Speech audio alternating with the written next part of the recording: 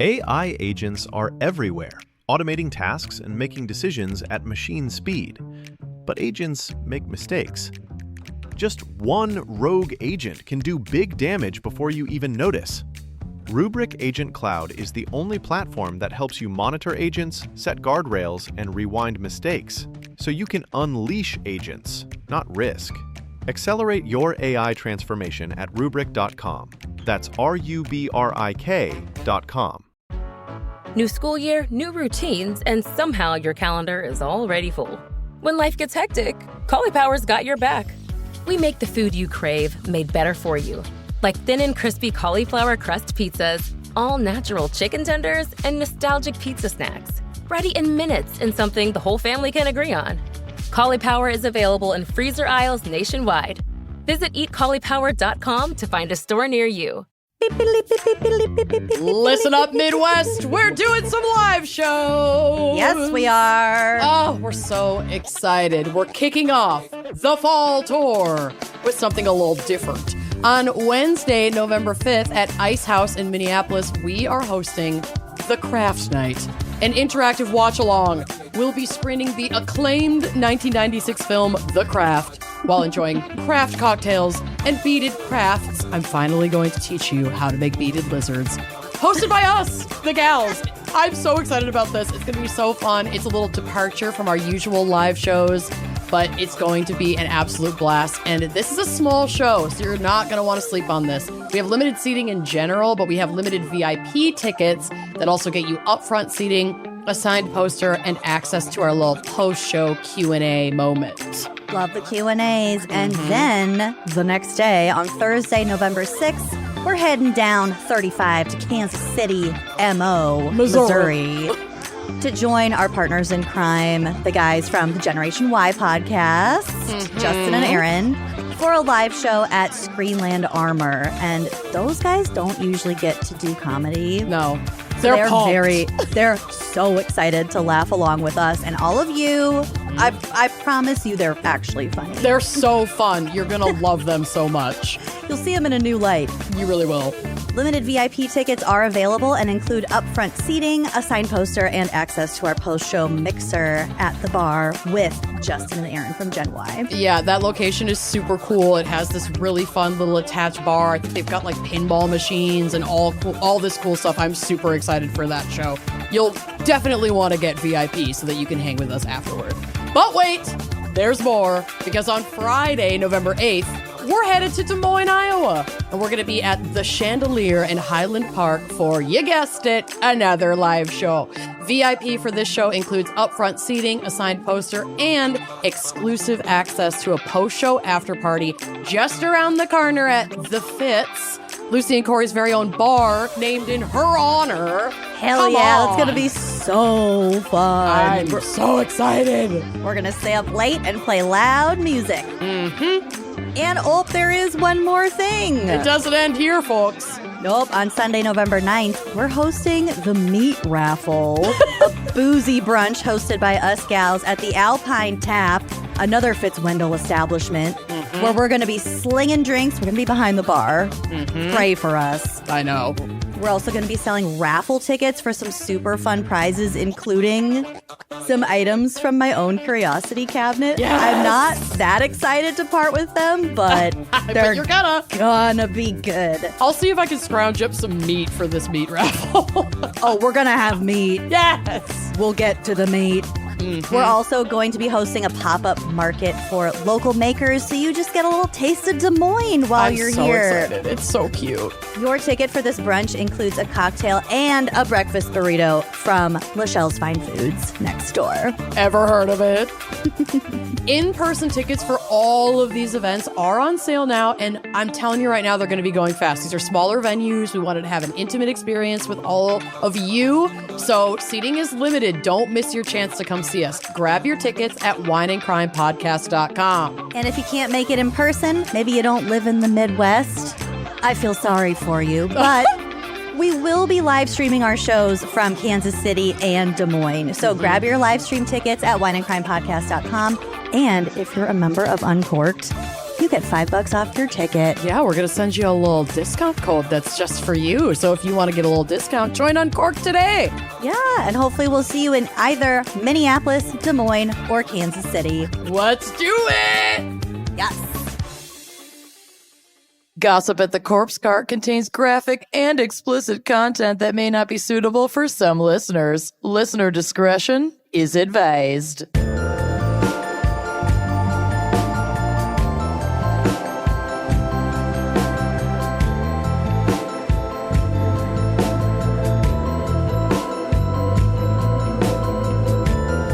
Hello, and welcome back to a fresh episode of Gossip at the Corpse Cart. Woo! Oh, we have fun with these. Don't we though? Yeah, I'm Lucy, I'm Amanda. and we're gonna come at you this month with some stupid headlines that were sent in by you, some coven confessions That were sent in by you. some obituary type things. That but were sent first, in by you. they're all sent in by you. This is a light lift episode for your gals because you guys send us all the stuff. It's the best. And we love it. And this month we're going to welcome a very special guest. Please welcome Trevin from Live, Laugh, Larceny. Hell yeah. Hello. Thanks for having me on. I was not expecting the claps. Holy shit. This is in front of a live audience if you didn't. Yeah, Damn. so Know that, yeah. don't get I'm canceled. so nervous now. Don't get canceled. Just kidding. Welcome. We're so glad you're here. Yes, thank you for having me on. This has been a dream for so long. Shout out to my friends Jess and Meredith both, who are big fans of yours and who said I could never be here in the chair. I'm just kidding. They said I could. You're really showing those bitches, let me tell you what. You're in the chair. You're in it. Let's see Thank if you you. survive it. Just kidding. You're going to do great. This is, we are not Low stakes. high stakes over here. No. That's what makes it so fun. Yes. It's we do have fun over here. Oh my We're God. all about don't low we? stakes at our show too. So yes, please. Okay, you know what? One of my favorite things is like, obviously your show is great, but your social media presence, like, y'all go off in the comments in the funniest fucking ways. It just keeps me so happy. Love your comments. Oh, thank you. Yeah, Every time I get an alert that's like Live, Laugh, Larceny commented on your post, I'm like, stop everything. They're Yeah, so we're- funny. We're a couple of reply guys over here. We I just like love to jump it. in and say stuff. Oh my Reply, God. guys. That's a podcast. Is that not a podcast? Just jumping in and saying stuff? The podcast? Oh yeah, definitely. That's all. Yeah. I'm obsessed. I love it. So tell us a little bit about your show. I mean, I know that we've had one of your co-hosts on before, so people should be fairly familiar with you, but we want to hear it from you. What do you Sure. think? Talk So shit. you had my Amanda on a while ago, and so I am the host of Live, Laugh, Larceny, one of the hosts. Amanda and I, Amanda is a big true crime fan, and I'm not so much. I'm more of a fan of like improv comedy, and just like Comedy Bang Bang was my main favorite podcast. love that. My first podcast was that. And so, but then I also heard Radio Rental for the first time and loved the sound effects in that. And Amanda said, let's do a true crime, because Amanda used to have a talk show. It was a mom talk show. And I was the Will Mom Talk survive this? mom talk did not survive. That's why I'm here. So I was the producer on that, and then that didn't work out. And so I jumped in and said, well, let's do like a Radio Rental thing, but I want to take true crime stories that are really stupid and I want to make them sound extremely serious. I love it. And so we took, it started as a thing where I did all my own original music for the first like 100 episodes. And then after that, I was like, I'm done recording music. Yeah. So now we use the stock stuff, but it was supposed to be just like a so bad it's funny sort of thing. It was going to be cheesy music, just a sound effect here and there that really wasn't funny. But after 4.5 years, I've actually just gotten better at sound design. So now yeah. I do the full on, like sometimes we build entire scenes. Amanda and I do reenactments as the characters and voices. And it's overboard now, but I'm it's obsessed. so much fun. I love it. It's so fun. It's like a cool crossover of like Forensic reminds me Files meets. It kind of reminds me of Ghost Wax a little bit too. Oh, But like yeah. obviously way lighter. Well, yeah. Ghost Wax is like horror anthology, but yeah, it's so fun. It's such a clever approach to true crime. And I also love that like people who dabble in true crime but don't really want the really heavy shit can really enjoy your show and still stay up to date on some pretty interesting true crime stories. So, Oh yeah, definitely. you do great work. Thank you so much. Yeah, we try to keep the feelings light, but we can still like cover heavy topics like adults, but we don't need to talk about like murder and stuff like that that's going to make us feel like really sad when we're trying to go to bed. Right. Right. I fell asleep last night watching episodes of what's that show on HBO? It's called like I would live with Evil a Lives monster. Here? Evil Lives Here. Yeah. I love that show. Oh, it's so traumatizing. It is, but it's good to fall asleep to. Yeah, because it's a quick bite, but the trauma is heavy. Storytelling. Oh, my it gosh. reminds me a lot of one of my favorite shows of all time, I Survived, where it's very heavy on like the victim or survivor's story. And there's a little bit of reenactment peppered in, but I feel like they do it pretty tastefully and not too heavy-handed. But yeah, I watched an episode last night about like the guy who threw his ex-wife off of a balcony like in front of their child and like stabbed her a bunch of times and she still survived. It's like I am not resilient enough. No. And this is right before bed? Oh yeah. Yeah, I turned that off, rolled over and fell asleep. Is it always heavy stuff right before bed? No. Yeah. I was watching Community, and then I was like, There we go. I was like, I don't want to watch. I don't feel like watching any more episodes of this. I'm gonna pop on some true crime, and then I went over there, and I was like, I kind of regret this. I put on episodes of Evil Lives Here and I turn it down really quiet and I just close my eyes and I just listen to it. And Like that's on your how I fall phone? asleep. Yes, on my phone. Oh my god, that's That's so I sweet. use it as a drift to sleep podcast. I do have to skip the intro music though. It's so fucking creepy. It is very creepy. It's the creepiest intro music of any show. I have to skip it. yeah. I love I've been doing that. Love it. comedy Trevin, before you'd love bed. it. I don't do heavy before bed anymore. Yeah, I get it. That was a young man's game, you know? Heavy before bed. That's a young man's game. Oh my god, incredible stairs. Anyway, okay, watch Parks and Rec. So, should we do this damn thing? I think so. Amanda, why don't you kick us off with some of your crazy headlines? I am very pleased with our selection this month. Y'all really showed up.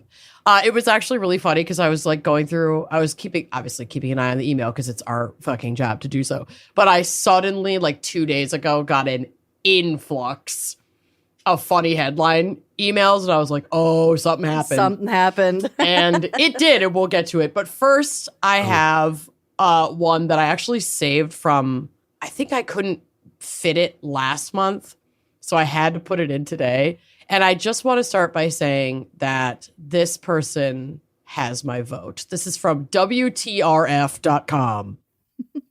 Ohio mayor runs over and breaks leg of man convicted of sexual battery. Okay. Surveillance video shows an Ohio mayor, Wesley Dingus, Perfect. I love Mayor Dingus, running over Anthony Ward with a red car, breaking his leg. And I have watched the video, and it is intense. It's like, it's very clear he's trying to run this man over. And at first glance, it would be like, wow, that's really fucked up. We should not do that. And you know what? Maybe some will say, even when they find out that the guy is accused of sexual battery, we should not run over him with our car. I get it. But did he witness it? Well, let's get to it. So Yeah. Dingus is the mayor of Butler, Ohio. Quote, Ward's left leg got caught in the wheel well and was sucked under the car where his left leg was run over. According to the Belleville police chief, John Fletcher. Ward is convicted, so yeah, he did do it, of sexual battery and wanted for violating parole. Fletcher told news outlets that Dingus saw Ward in the passenger seat of a car, followed the car while calling the police department. So he's like, hey, we know about this guy. He's a known sexual predator. He's violating his parole. He's out where he shouldn't be. I'm in the car. I'm following him. Come fucking get your boy, right? Seems Ward. a little extrajudicial. I mean, yes, it does. But if we're going to be extrajudicial, I guess do it to the rapists is all I'm saying. So he just recognized him and then just started following him? Like, this guy knows his city. Like, holy shit. Let's hope that's why he recognized him. Please, Lord. Ward, driven by his grandmother, pulled into a gas station at the same time as the police chief and the mayor. As Ward exited the vehicle, he informed the chief that he was not going back to prison, and a scuffle ensued as he exited. Ward was able to break free from the chief's grip and started to run across the road away from the chief. The chief took chase after Ward was yelling at him to stop following him, basically. Like, don't fucking follow me. After that, police say the mayor hit Ward. So he's trying to stop him. Quote, Ward then slid off and continued to run into what they call Independence Alley, where the red vehicle attempted to prevent Ward from further running and struck Mr. Ward. So it was probably an accident. He was just trying to cut him off. Mayor Dingus told police he struck Ward by accident. Quote, Belleville units interviewed Mayor Dingus at the scene, and officers conducted second interviews with him as well, said this Fletcher, police chief guy. Fletcher added, quote, a mayor technically is the top law official in any given town. When asked about the mayor having the authority to arrest a citizen. Are they equally as insured, though? You think cops runs over a guy with his... Cops are barely insured. The taxpayer pays those fucking things out. Insurance doesn't. Okay, well, are they equally as covered? I don't know. Probably. I don't think this mayor is in trouble. He's like, I was trying to stop him with my car. I hit him. Oops. Fletcher says they handled the investigation for transparency reasons. So yeah, this guy's not going to get in trouble for hitting this sexual predator with his car, trying to stop him from fleeing the police. Come on, Dingus. Dingus has my vote, is all I'm saying. You know what? I don't care what any of y'all say. He has it. And I'm standing by it. Give him an inch. Mayor's going to take a mile. Well, we'll have to see. I don't know. It's that mayoral immunity. Mayoral immunity. Yes, exactly. He has qualified mayoral immunity. That's an official act. I'm sure it is. Breaking someone's leg with your car. Uh-huh. Okay, this was the one that blew up the inbox. Blew up the inbox. Probably my most sent headline for this month. And there is a photo on the drive that I find extremely hilarious because, you know what? We'll get to it. The headline reads, teacher arrested for using poop spray in school, cost campus more than $50,000 in repairs. Now, when I first read this, I only read the headline and then I was like, I need to understand more. I usually cold read the articles, but I've been skimming. Because I was like, I love poopery. I wonder if he used like too much poopery and all the oil from the poopery like fucked with the plumbing and now he's in trouble because it caused all this issue. No, that is not the kind of... That's not the kind of poop spray, correct, that they are talking about. Oh, it's like poop smelling odor spray. Okay, because that's what I was thinking. Thank you. Okay, good. My mind immediately was like, poopery would never do this to us. So there is a photo on the drive of said suspect, and he's alone at a table, and he's just so sad looking. He looks exactly like the kind of person who would spray poop spray all over a school. I just can totally picture it. He looks like a guy who didn't expect to get caught. Yeah, exactly. This is from local12.com out of Florence, South Carolina. A teaching assistant has been arrested following a series of disturbances at a high school where a mysterious odor plagued the campus for weeks. Ew. Yeah, can you imagine? Alexander Lewis, 32, faces charges of disturbing schools and malicious injury to property after allegedly using a spray designed to mimic the smell of feces. Deputies said Lewis purchased the spray online and used it multiple times between August 25th and September 19th, causing significant disruptions. Mm-hmm.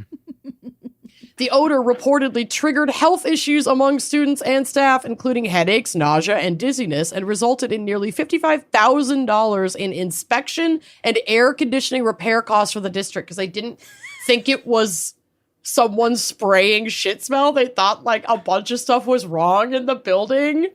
So they kept going to have it investigated and potentially repaired, but nothing was broken. Oh. Like the gaslighting, everyone's going insane. It's like, yeah, I know you smell the shit.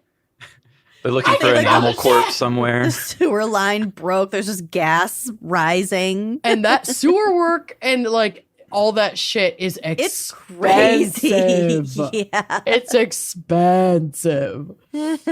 Quote, my son, his asthma has been triggered multiple times because of this, and I had to take him to the doctor 3 times, said a parent.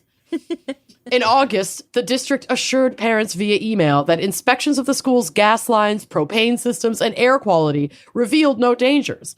However, officials now believe the odor was intentionally caused by Lewis. I'd love to see I'd love to hear the excuse if he said it wasn't on purpose. I mean, I can't wait to see how this He court session plays out. He was just trying to, like, identify with the youth. Yeah. Bring maybe. poop spray. Maybe. I'm a boys real laughed. bad kid. I prank people with poop spray. The boys laughed. I know a really cool prank. Let's gaslight the entire school and with gas smell. I don't know. Men are fucking dumb. Sorry, Trevin. Sorry, Trevin. I mean, you're not wrong. That's a big topic on our show, too. Oh, the accuracy. Lewis appeared in court where a judge set his total bond at over $9,000. The malicious injury to personal property charge would be addressed in General Sessions Court on November 19th with bond set at $8,000. The charge of interfering with schools would be held in Florence Magistrates Court on October 15th with a bond of $1,090. He's going to be paying some. This is just like bond, not like whatever fines are brought down on him for the actual charges. He's in trouble. That's a lot of money. Oh, yeah. Authorities indicated that additional charges against Lewis were possible. So we're going to have to set our Google alerts for, what's his name? Alexander Lewis, 32 of South Carolina. Keep an eye on Poop Spray Guy. I want to know what his consequences end up fully being.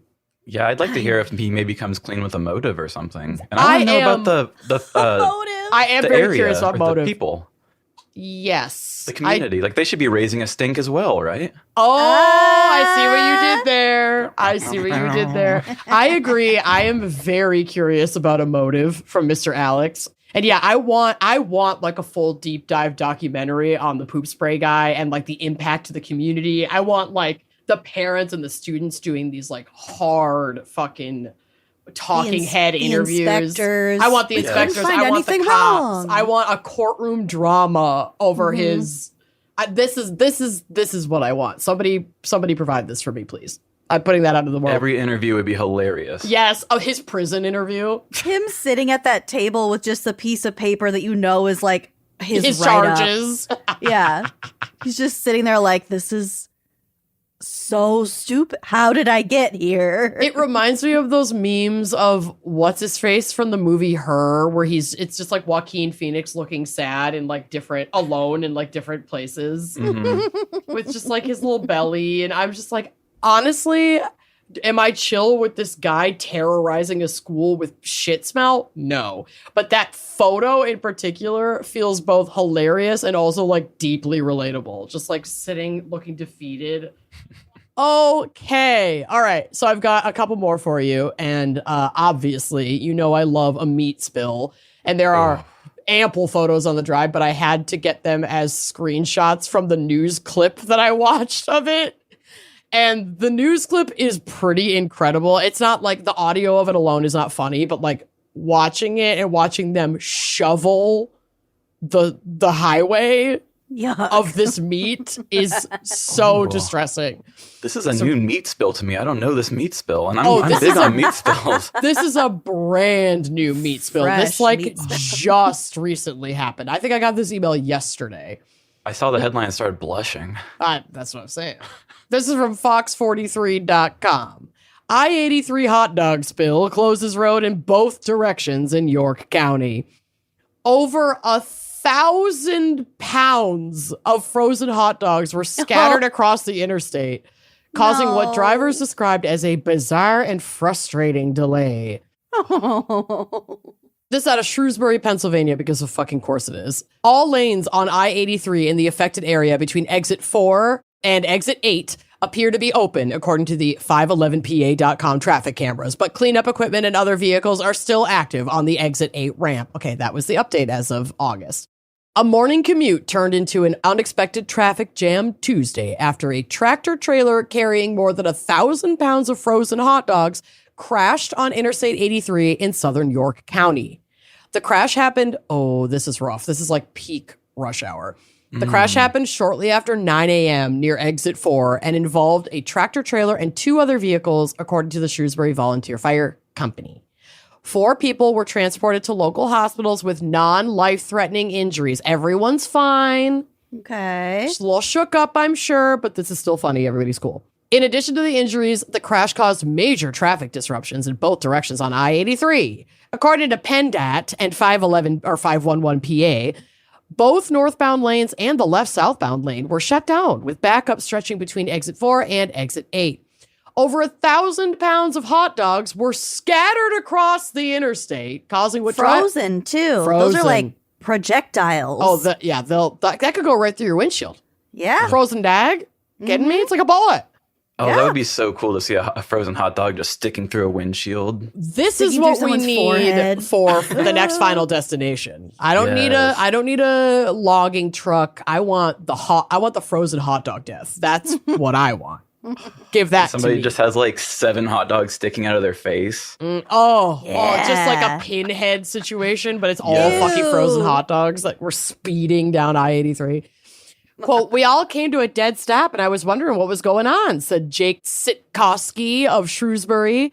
Then I saw some emergency vehicles and hot dogs all over the road. Cleanup efforts were still underway by late morning. PennDOT officials called in a truck to spread sand across the slick highway, helping prevent further accidents on the greasy pavement. As the dags are melting and they're like frozen, oily skin is like leaking I didn't even onto think about that. Yeah, all the condensation. Shit's nasty.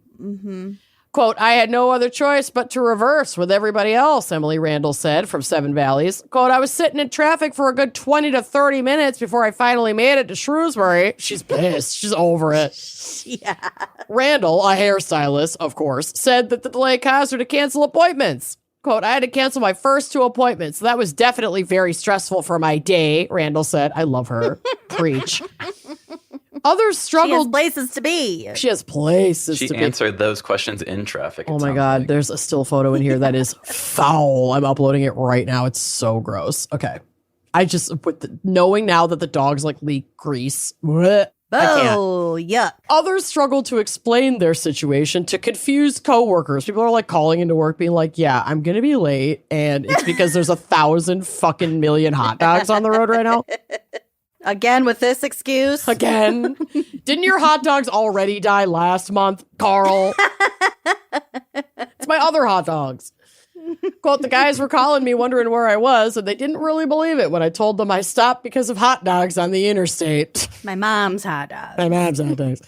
The center median was also damaged in the crash, contributing to extended lane closures. According to PennDOT, the road was expected to be fully reopened by 2 p.m. Tuesday. As for the hot dogs, officials say they've been disposed of. Though for many caught in traffic, the image of thousands of frozen franks scattered across I-83 is something they won't forget anytime soon. Damn. But raccoons in that area feasting. are going to live it up. The photos are genuinely buck. It's so many hot dogs. So many. Yeah, It's just really scattered. gross. Oh, here, let me see. This one's really gnarly too. Just all over the highway. Shit's nasty. I bet PennDOT was like, oh, it's employee appreciation. Here's your guys' free lunch. Here's your free hot dogs. Hot dog party. Ew. 10-second rule. Doesn't count if they're frozen. I'm still thinking about how slippery those things are. Like Mario Kart should come up with a new thing instead of those bananas. Oh Just my throw some God. hot dogs out there. There's a super skill where you could drop 1,000 frozen hot dogs behind your opponent. Okay. Extra slippery dogs. Next up, Greasy because, dogs. it's October, so we've got to have, like, some Halloween costume inspo. So if there was a photo on the drive that seemed to stand alone in a strange way and you had no idea what was going on, I'm about to explain it to you. This is from NBCnews.com. Man in scuba gear suspected of robbing Disney Springs restaurant. A photo shared by authorities showed the man in a wetsuit, gloves, and goggles, and what appeared to be a scuba diving hood over his face. What I want to know is, did he have a tank, and did he have flippers? I Let's hope so. find out. Authorities in where else? Orlando, Florida, are looking for a man who appeared decked out in scuba gear in connection with a robbery at a popular Disney-owned entertainment area. Look at the fucking photo. It is genuinely terrifying. He's clearly taking out like a camera, like a CCTV camera. I don't like that at all. It looks like an old classic, I don't know, like Swamp Thing sort of horror movie. Like they just kind of did something practical. Yeah. Ugh. It reminds like me the of Navy's first diving suit. the huge The tank. diving bell. Yeah. Oh, it's kind of so Scooby-Doo-ish. gross. Mhm. Oh, it's so creepy. I fucking hate it. Victims told the deputies that a man entered the restaurant, took cash, and left. It was the Paddlefish restaurant. And they were called just after midnight on Monday for a report of a robbery. I think that alarms or cameras, etc., alerted them. I don't think that there was anyone in the restaurant at the time. This incident occurred after the restaurant was closed and there were no patrons present, the sheriff's office said. A photo released by authorities showed a figure wearing goggles, a wetsuit, gloves, and what appeared to be a scuba diving hood. And yes, it is deeply unsettling, this picture. The sheriff's office added that the investigation continues. A representative for Paddlefish declined to comment. Paddlefish is a seafood restaurant on a modern steamboat in the water at Disney Springs, a shopping and dining area in Lake Buena Vista. The entertainment complex, owned and operated by Disney, is a popular tourist attraction because of its proximity to Orlando's theme parks and hotels. I think it's particularly poetic that this individual donned themselves in scuba gear to rob paddlefish on a boat in like a fake lake in Orlando. It's genius. Yeah. Did it not say how much they took? It doesn't say in the article. God, I mean, it just seems like they put so much work. I mean, they had to go through the time learning how to scuba dive, get the scuba diving outfit. I mean, all of this business just Get to your rob. license. I hope it was a big get, you know? Like, this would be a really bad Ocean's 11 for like 10 or like, $120. I feel like Ocean's 11. the certifications for scuba diving were not required for this heist, as it did all take place on land, but the gear is expensive. So I do wonder, is this a clue? Does this narrow it down? Did they buy this specific gear because it's so bizarre and outlandish, and or because it could throw people off because they would be assuming, oh, it's got to be someone who scubas. It's When like, you're in Disney World, there's like weirdos walking around. Like everyone's a character. They're everywhere. yeah, but if I saw that character, I mean, yeah, it's really gross looking. I would not be happy about that. No, I just no, assumed that the outfit, because it says the restaurant is a modern steamboat in the water, I thought that the whole thing was so he could get a really good getaway. Damn it. I thought, so he really just walked in there and then walked back out? That's I fucking believe lame. I know it's a little bit of a letdown. I wish he had scuba'd up to the boat. Also, what the fuck is a modern steamboat? Yeah. Good fucking question. All right, I've got one more for you. And this honestly just kind of made me sad, Oh. but in a funny way. Okay. It's a very Michael Phelps situation that is afoot here, or should I say, a hoof. This is from farmanddairy.com. Grand Champion Lamb disqualified at State Fair of West Virginia. And the lamb in question is allegedly photographed on the drive. It's beautiful, but I'm afraid it's going to be performance-enhancing drugs. Funny you should say that. Lewisburg, she's beautiful. West Virginia. A prize-winning lamb at the State Fair of West Virginia has been disqualified after reportedly testing positive for banned substances. Oh shit, I didn't read ahead. No, you totally nailed Damn. it. Fair officials, lamb. Damn lamb. Fair officials confirmed that a routine drug test flagged one of the champion market lambs, triggering an investigation and the animal's removal from competition. What was she taking? What's the lamb's name? It doesn't. They did not release the lamb's identity for her safety, and they also have not She's released. a minor. She's a minor, and they also have not released the substance in question. Well, she should have thought about that before she broke the law. That's what I'm saying. Dox that lamb. It's probably like a hormones thing, like to enter these animals into contests. You shouldn't What be else using like would it be? GMOs, but I don't know. I They're think the public transvestigating this deserves lamb. to know. Fuck. Quote, it's standard that we've always drug tested our grand champion and reserve grand champion animals, said Kelly Collins, CEO of the State Fair of West Virginia. We did collect urine samples, and after those samples were taken and sent to the lab, we did receive a positive confirmation on one of the market lambs. The Market Lamb Show was August 9th. In past years, the fair collected blood samples from winning animals, but officials recently switched to urine testing to align with industry standards. Once the lamb's lab results came back, Collins said, the fair notified the exhibitor, the processing facility, and the buyer. Additional testing is underway from another lab at the request of the livestock breeder and the exhibitor. They could not be reached for comment. So I wonder if the exhibitor is like, what the fuck are you claiming you found? I want third-party independent testing. This sounds fucked up. While Collins declined to identify the substance detected, she confirmed that all positive tests result in disqualification.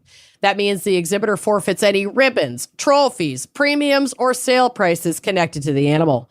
In some cases, families can also face temporary or permanent bans from showing.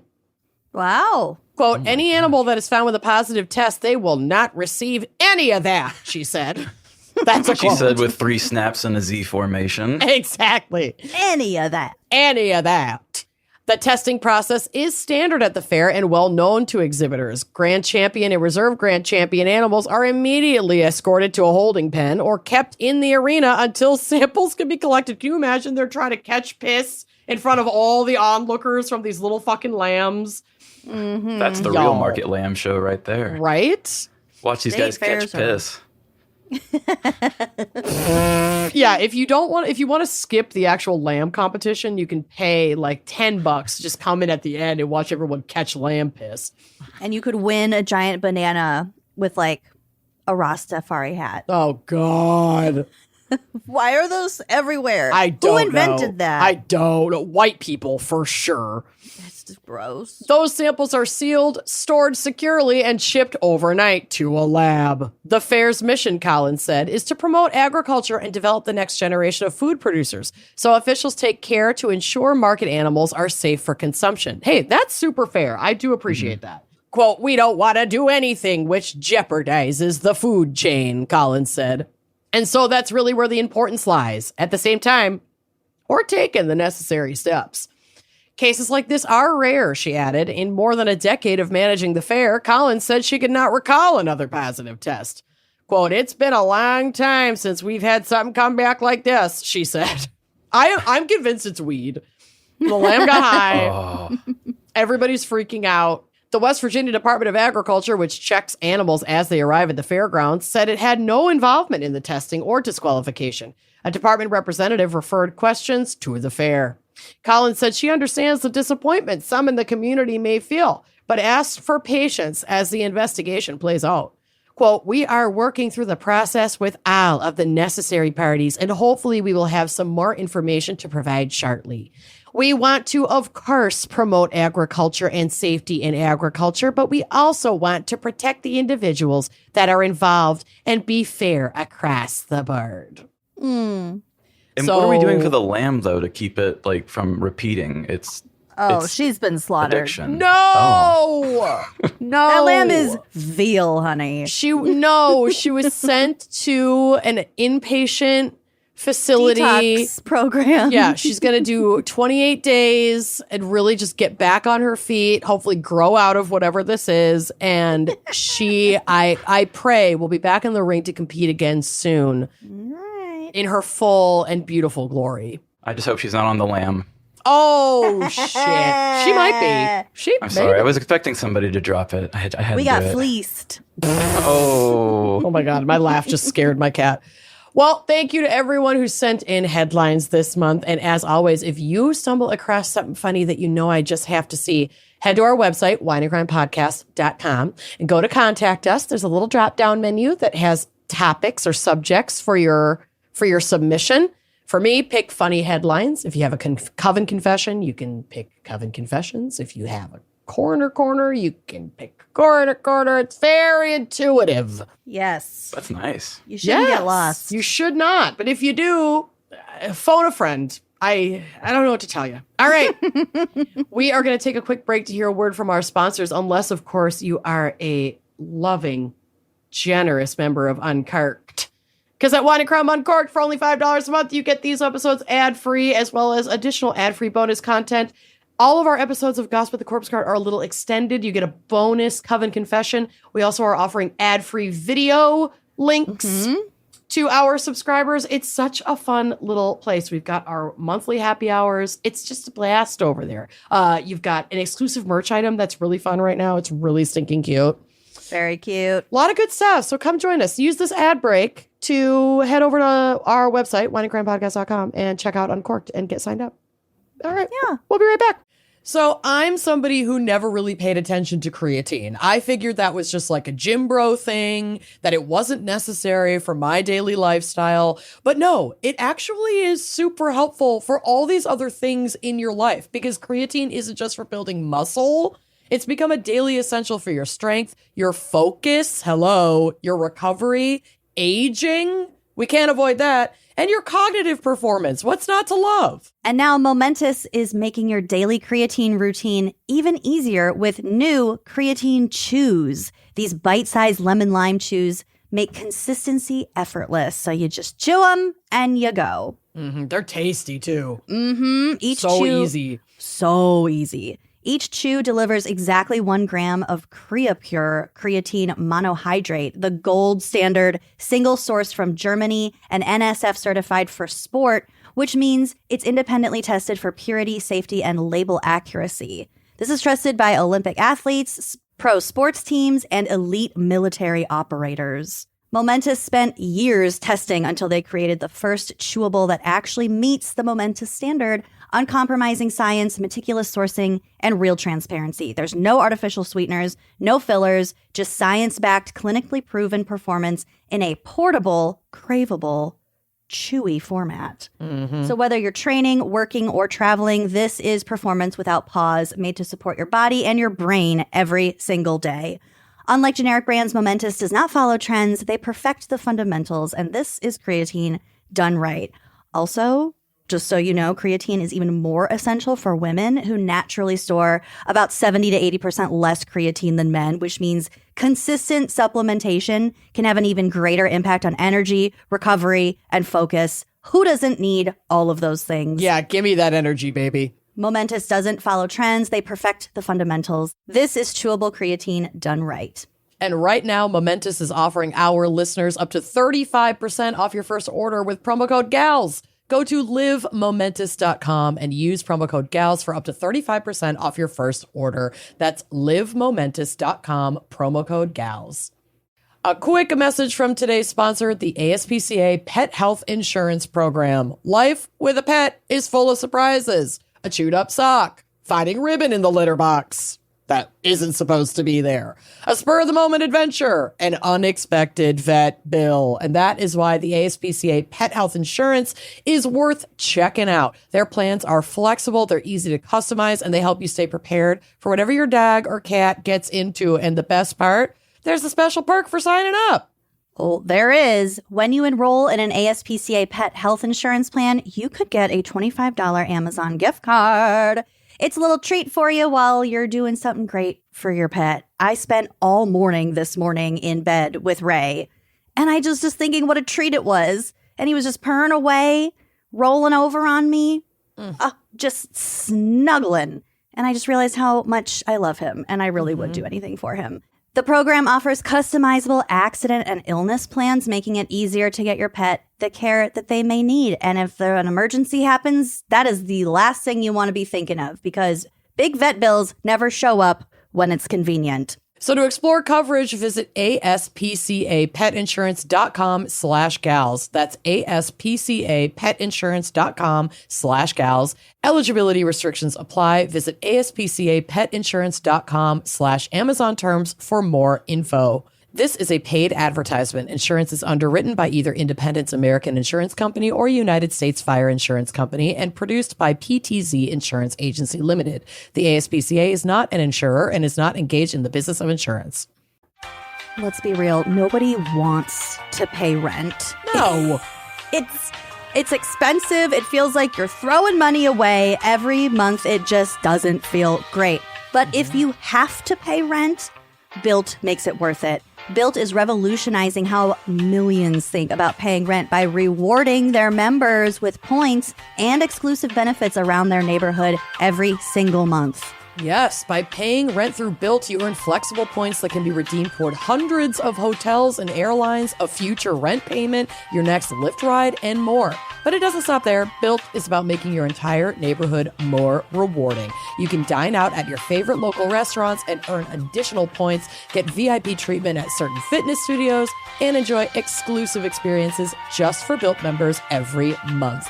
Built is turning a monthly expense into an opportunity to earn rewards and discover the best that your neighborhood has to offer. Your rent is finally working for you. Earn points on rent and around your neighborhood wherever you call home by going to joinbuilt.com/gals. That's JOINBILT.com/gals. Make sure to use our URL so they know we sent you. All right, we're back. Trevin, are you ready for your moment, your shining moment? I feel pretty ready. I also feel like pitching for your guys' like next tour. I think you should have a little petting zoo and then have guys pay them to catch the piss before every show. That would be a really cool opener. I wonder if for our that would be a cool opener. I wonder if for our Kansas City show we could find some local piss catchers and their lambs and have them come in and do a little opener for us.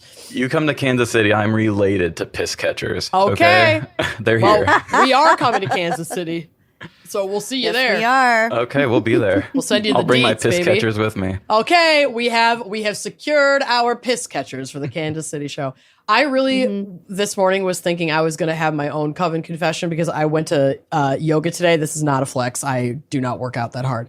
And I've been having some stomach and butt disruption as of the late 38 years. And I finally went to the doctor for it. I started on actual supplements and meds and things to help with my stomach. And already things are changing, moving significantly in the last 2 days. And so did you poop at yoga? No, but I was so horrified that I was just gonna fart so loud in the car the whole way there. I was like, okay, push out every fucking fart that you have because I have so many right now. Things are cruising, but I didn't. I love the poor car. It's always the catch-all after every social situation. That girl is shell-shocked. She's seen everything.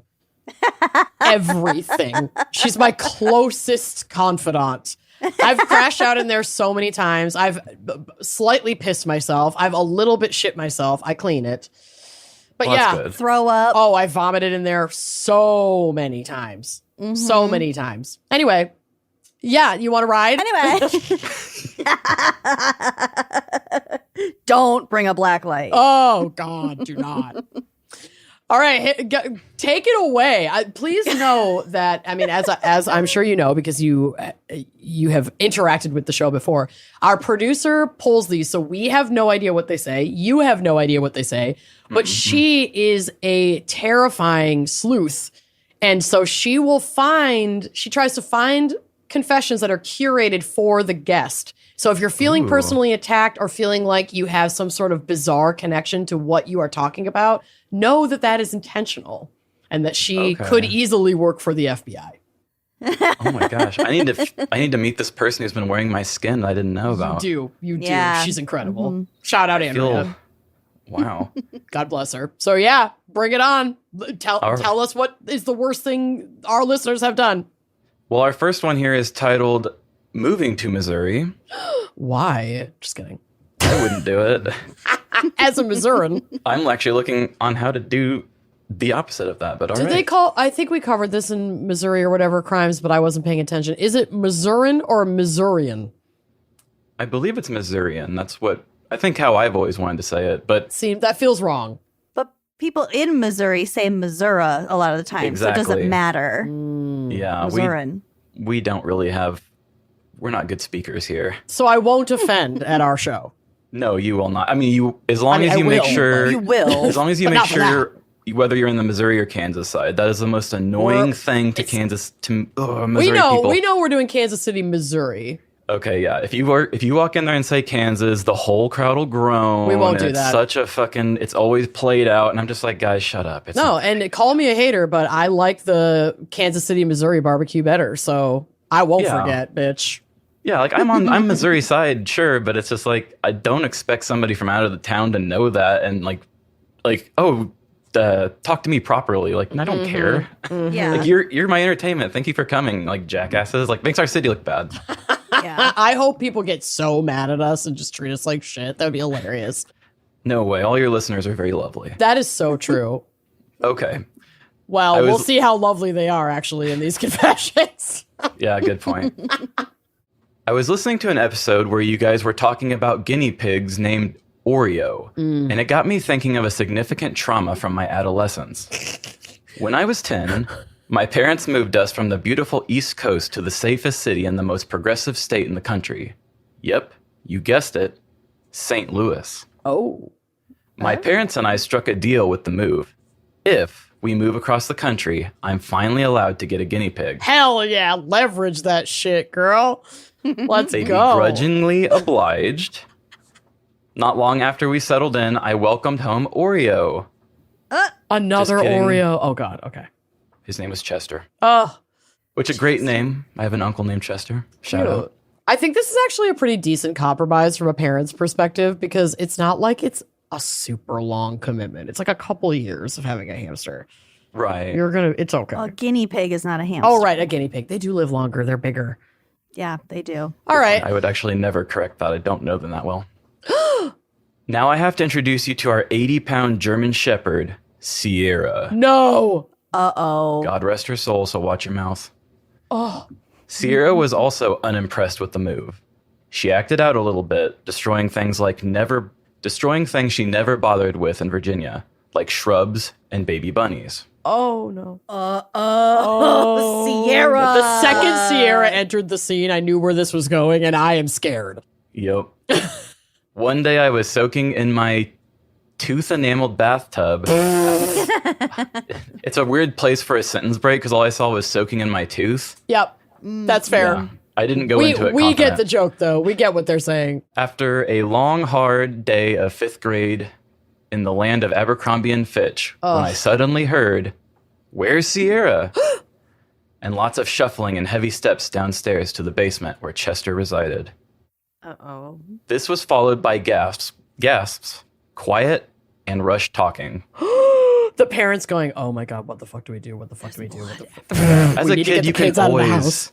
always sense like when that energy suck kind of happens. Like it was Yeah. a very exciting moment for a second, and then it's like, Oh, this is where did bad. that like Something bad happened. yeah, that atmosphere of sound just cut away so fast. Mr. President, the second tower's been hit. It's that energy. Yes. Yeah. I ran out of the bath, screaming, "What's wrong? What'd she do? Where's Chester?" No. My parents sat me down and told me that, unfortunately, Chester had died from a heart attack after Sierra started barking at him. Oh, sure, Jan. Her heart exploded. Heart attacked in half. Oh, no. I was devastated as he had only lasted about 7 days in our new home. What? This was only a week into this poor thing's life? That does not make a new home feel like a home at all. Oh, that's crazy. Not to worry. About 7 days later, I welcomed home Oscar, and we kept Sierra far, far away from his home. Oh, my my God. god. Maybe don't get another one while Sierra's still at large. Well, there is more, so fast forward to 2018. I was visiting my family with my boyfriend, now husband, and my mom was talking about how gross our carpets were, especially the carpet in the basement, which is a dark evergreen color. My brother then said something like, "Yeah, with all those blood stains from when Sierra killed Chester." I froze and asked, "What do you mean?"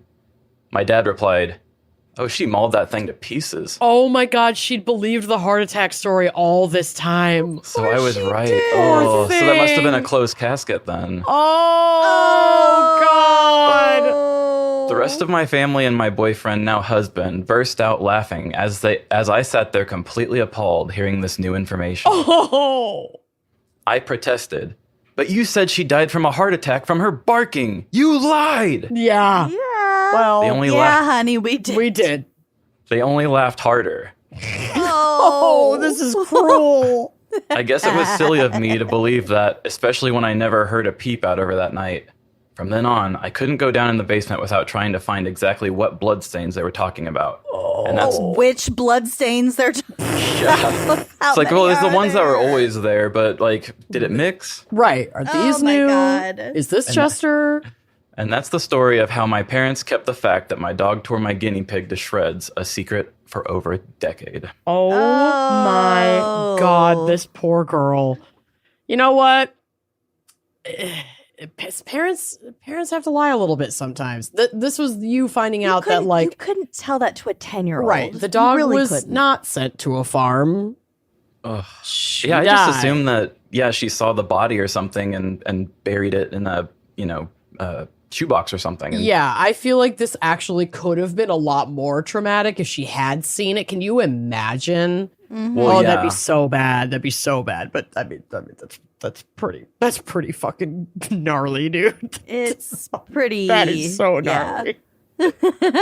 They must have like rushed the cremation so that she couldn't investigate it or anything. Yes, exactly. Release the tapes. Release the what's his name? Chester files. Yeah. The Chester files. We always buried my rats in soup cans. Oh, that's cute. Kind of stuck Is them in there. Well, it's Little interesting Campbell's at least. tomato soup cans. Yeah, aesthetically, it was nice. Yeah. Huh. All right. My wife accidentally bought Ziploc bags that are like this small. Like they're perfect for like putting weed in, but Yep. I don't need them for that. And I needed them for sandwiches. And so the other That day wasn't gonna work. we made a couple we made some barbecued ears of corn. And we were like, oh, we need to put away the 2 leftover ones. And it wasn't efficient or anything, but they fit perfectly. They're good for corn. Individually in each one. Individually. Like I said, not efficient, but it just looks so aesthetically nice to Yeah. fill that entire bag with an ear of corn. That's probably a good size for a dead like hamster, gerbil, fish.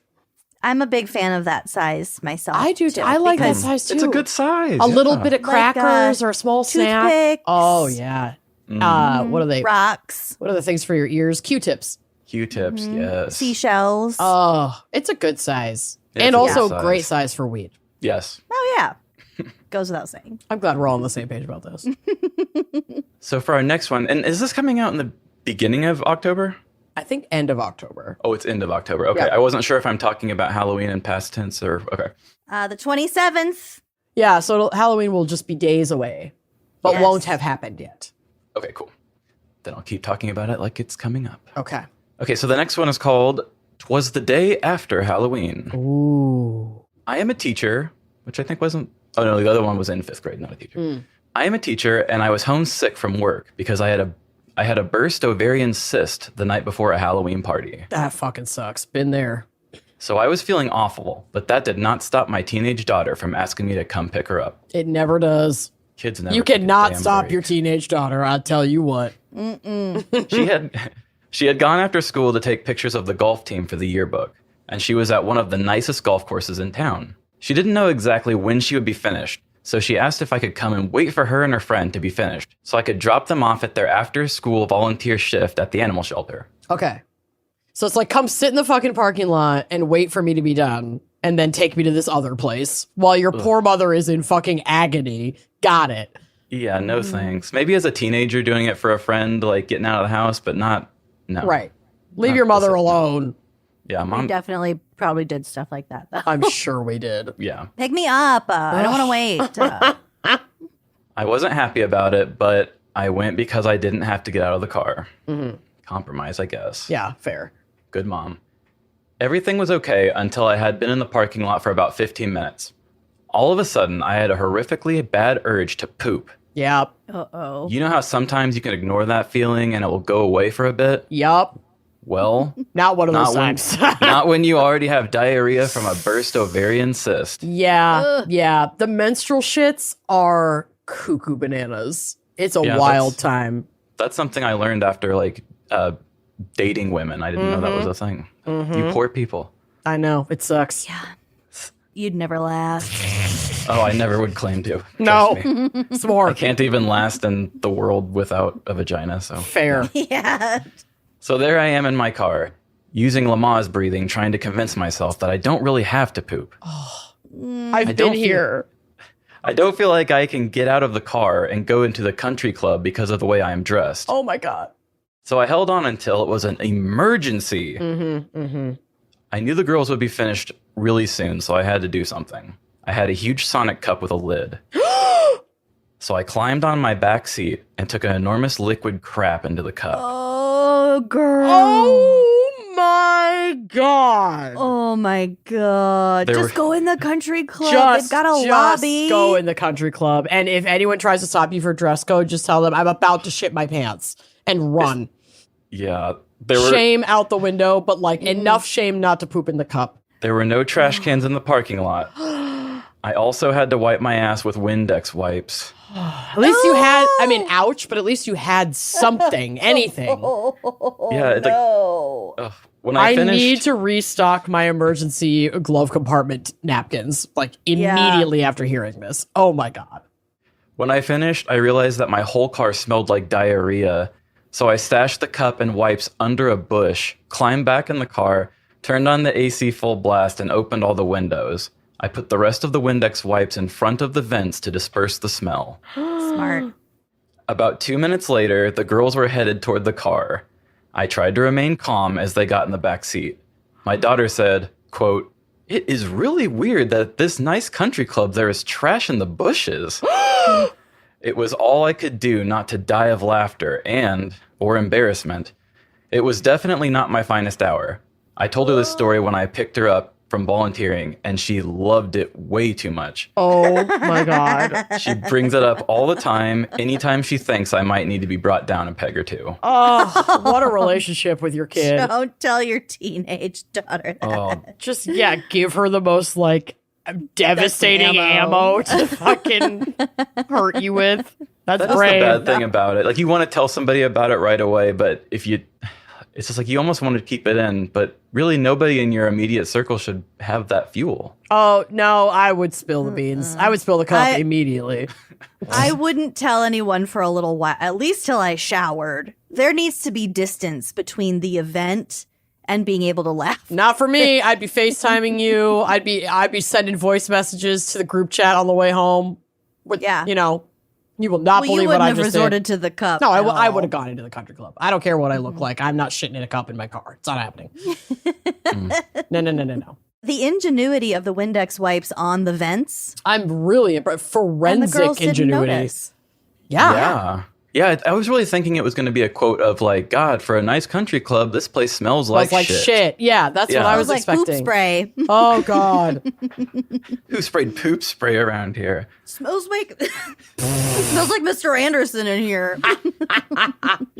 Oh, no. And he's still sitting alone at his table. Oh, poor guy. This would have had a nice subtitle, One Mom, One Cup. as Oh, well, it to the would title. have. It would have. Get it, Mom. All right, our next one is called This Song's For You. Let me set the scene. Oh, this one starts right with a scene. Oh. I like this. Okay. The music department at my high school. Hi, Amanda. It's me. Hello. I sent this in myself. Was a very close community where the majority of people were dating or hooking up in one form or the other. Correct. So here comes the confession. I had been dating an individual. Let's call him Blowin. For a whopping 6 weeks. Is that an inside joke for you guys, or is that Whenever we change someone's name slightly in a story, we just add a B somewhere stupid. To make So, them like anonymous. You'd but, be like, Blevin. Okay. I saw the word. Lortney. I saw blow, and I was like, "Is this some sort of like a hint for something coming up later?" Okay. Nope. It's just a really bad way of hiding someone's name. Okay. great. Blashley. Flash. Blamanda. Okay. Now I get it now. Oh, it's perfect. The day after Valentine's Day, he dumped me for another girl What a dick. who was also in the music department. Oh. It's always that way. Mm-hmm. Yeah. I immediately called my equally dark and twisty ex BFF to come pick me up so I could give him back all the stuff he gave me. I imagine she's just got tattoos and drives a big ass van. Hell yeah. She's terrifying. I got in the car with the birthday gifts, a teddy bear, and a friendship bracelet his cousin made for me. That's good. Bring up another person that's involved in the situation. Yep. Always a good connector. Yes. Makes them remember where they're fucked up. They're fucking up here. Plus the flowers and chocolate he had given me the day before for Valentine's Day. Crazy work to give flowers and chocolate on Valentine's Day and then dump her the next day. That is nuts. Yeah, if you know you're kind of close to that point, just save the money. Right? Yeah. And on their part, keep the chocolate. Exactly. Don't give back the chocolate. Without any questions or concerns from my ex-BFF whatsoever, we took one bite out of every single chocolate, and I cut up the bracelet and teddy bear. Okay, there we go. Now, I really did a number on the bear. I slashed at its heart, sliced it open all along the crotch, Drama and king. and made a sizable incision across the neck. Oh, shit. Right in the neck. When we got to Blowen's house, my ex-BFF turns off her headlights, and I creep up to his front door like a goddamn Ninja Turtle. Okay, this person's speaking my language. I'm obsessed. Ninja Turtle. Shout out Donatello if you're listening. I cut up to the flowers and left all of the maimed gifts in a lovely, disturbing display. I rang the doorbell and ran. When my ex-BFF saw me running across Blowen's yard, she turned on the headlights and blasted the cued song, Hot Girl Summer. Oh. Which begins with the heartwarming lyrics, fuck you and you and you. Mm-hmm. I leaped into the car and we sped off into the night. Incredible. This sounds good so far. Love Yeah, it. I'm sad this is their ex-BFF because that's a good friend in that moment. Yeah, it feels like a ride or die almost. Mm-hmm. When I got to the school on Monday, I found out, through the music department grapevine, of course, how freaked out Blowen had gotten because the poor boy was home alone at the time and was scared shitless. I did feel a smidge bad, but also that mother trucker dumped me the day after Valentine's Day. Yeah. So I still am proud of what I did. Also, grow up. It's clearly all the stuff you gave to your ex. It's not like it's that much of a fucking mystery what message is being sent here. Yeah, if Calm you can see what down. the stuff is, just be like, oh, I know who did this. Done. Exactly. And then go back to bed.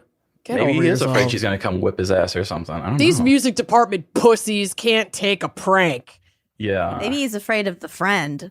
Oh, that's a good point. If he knows she's They're gonna riding come with beat that me up. friend, the tattooed, van driver. Of our imagination, we actually have no idea what they Good look for like, but sure. I mean, she sounds scary. If she's going to go do this on a whim, I'm into it. and she has to play the music too, like that was all her idea. That's a wild card. Queued up. Plus, the music Cinematic. department community took my side. So Duh. really, who was I to care? The main takeaway I want to pass along to this amazing community of listeners you have is that the vast majority of high school relationships are truly just practice for when your young brain fully develops, and you can have mature relationships, hopefully. Mm-hmm. So go have fun, fuck whoever you want, Correct. while being safe and always having and giving enthusiastic consent. Yep. Be kind and learn from all the mistakes you are inevitably going to make. Mm-hmm. Okay, I love this listener and their voice and their Their words of wisdom. yeah, they're coming back with a theme to it and something we can learn from this. Mm-hmm. Talking about Ninja Turtles, you should be a listener of my show. Like I have to make Come on everything down. have a theme at the end. Like everything has to have a deeper meaning, please. I love it. But yes, this person really speaks to me. I love their whole story. well done. Well, that is the end of our regular listener confessions. But if you are an Uncorked subscriber, you get a little extended version of your Gossip at the Corpse Cart episode, and we have a bonus confession for you. So run and sign up right now if you want to hear this bonus confession. Yeah. Yes. And let's take another quick break to hear a word from our sponsors and then finish out this episode with Lucy's Coroner Corner. It's gonna be a good one. I'm excited. Did you know there's an online cannabis company that ships federally legal THC right to your door? Hello. You know now. And they found a way to combine THC with carefully selected functional ingredients to target nearly every mood and health concern you can think of. God bless them. I'm talking about Mood.com's incredible line of functional gummies. And you can get 20% off your first order at Mood.com with promo code GALS.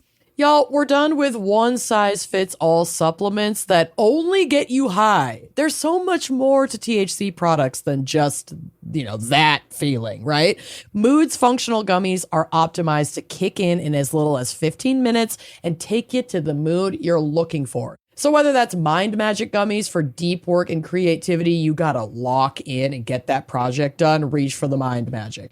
Maybe you need some PMS support to ease cramps and balance mood swings. I know I do. Maybe you're looking for a little spice in your life. You want their sexual euphoria gummies that help you feel ready for action and turn every touch into a full body experience. Girl, let's go. Listen, you can find gummies to just get you high pretty much anywhere these days. But Mood's functional gummies combine premium, federally legal THC with targeted botanicals to help you get into the perfect mood, usually in as little as 15 minutes. And everything ships discreetly right to your door. There's no dispensary lines. There's no awkward conversations with the lovely person behind the counter when you're like, I want to get wound up. What do I need? No, you can do it all online from the comfort of your home. Just better days and nights delivered to your doorstep. Best of all, not only is every Mood product backed by a 100-day satisfaction guarantee, but as I mentioned, listeners get 20% off their first order with code GALS. So head to mood.com, find the functional gummy that matches exactly what you're looking for, and let Mood help you discover your perfect mood. And don't forget to use promo code GALS when you check out to save 20% on your first order. AI agents are everywhere, automating tasks and making decisions at machine speed. But agents make mistakes. Just one rogue agent can do big damage before you even notice. Rubrik Agent Cloud is the only platform that helps you monitor agents, set guardrails, and rewind mistakes, so you can unleash agents, not risk. Accelerate your AI transformation at Rubrik.com. That's RUBRIK.com. Hey, Ryan Reynolds here from Mint Mobile. Now, I don't know if you've heard, but Mint's premium wireless is $15 a month. But I'd like to offer one other perk. We have no stores. That means no small talk. Crazy weather we're having. No, it's not. It's just weather. It is an introvert's dream. Give it a try at mintmobile.com/switch. Upfront payment of $45 for 3-month plan. $15 per month equivalent required. New customer offer first 3 months only. Then full price plan options available. Taxes and fees extra. See mintmobile.com. Okay, welcome back, Lucy. The floor is yours. It's your moment to take center stage. What do you have curated for us this month for Coroner Corner? Okay, I have 2 stories, kind of like 2.5. They're a little long, but they're both very nice. Lock in. They're nice. We'll end on a good note here. All right. So this first one was sent in by Mitzi. Hi, Mitzi. Love the name Mitzi. Adorable. This is from People magazine. North Dakota newspaper columnist Marilyn Haggerty, who took the internet by a storm with a glowing 2012 review of her local Olive Garden, has died. No! She was 99. Oh my God, good for her. Holy shit. Old people love Olive Garden. That was one of the few restaurants that Grandma Helen was like down to eat at by the time she hit. That's why I said you're going to love this story. This is She had amazing. a lot of time to perfect her palate for Italian and just to find all of the words. So I bet that 2012 interview knocked people's socks off. Like, I get why it took the internet by storm. Oh, I'm excited. Fuck yeah, Marilyn. We'll get to the review. Yes. Oh, okay.